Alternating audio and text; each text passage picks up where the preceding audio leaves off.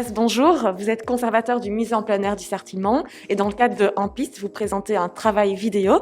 Pouvez-vous nous parler de ce travail vidéo ?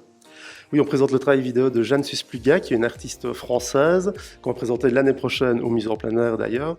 Et ici, c'est une vidéo qui présente 4 scénettes où des comédiens disent des textes qui ont été commandés par l'artiste et qui parlent du quotidien, de la team, des petites manies, des petites obsessions de chacun, avec un peu d'humour et d'ironie.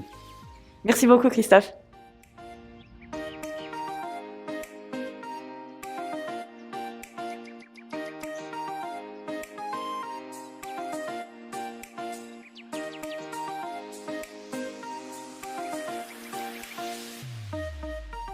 Françoise Lemaire, bonjour. Bonjour. Vous représentez l'émulation et dans le cadre d'En Piste, vous avez une thématique toute particulière.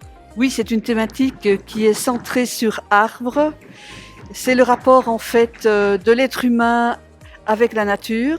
Donc nous avons organisé cette exposition en 4 volets si on veut. Il y a le volet plutôt pierre, métal qui est derrière moi. En face se trouve un volet qui est plutôt dévolu à l'eau. Et puis il y a le volet plus végétal qui est en fait en diagonale et qui sera d'ailleurs pourvu par notre voisin exposant d'une pelouse dans les verres les plus flagrants tout prochainement. Donc ça c'est les heureux hasards évidemment de l'implantation. Et puis on termine avec tout ce qui est le volet air dans une vitrine. Ce sont des petites pièces assez fragiles. Alors vous vouliez nous présenter le travail de cet artiste ?